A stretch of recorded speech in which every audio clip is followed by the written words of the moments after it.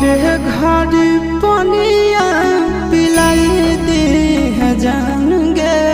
कफन ओढ़ाई दी है टूटत ही जब प्राण गे मरे घर पनिया पिलाई दी है जान गे कफन ओढ़ाई दी है टूटत ही जब प्राण गे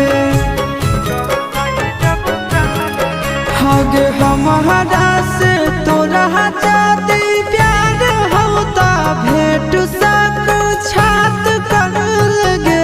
हगे सोनाया गावा हो भरती पाटनवा में आके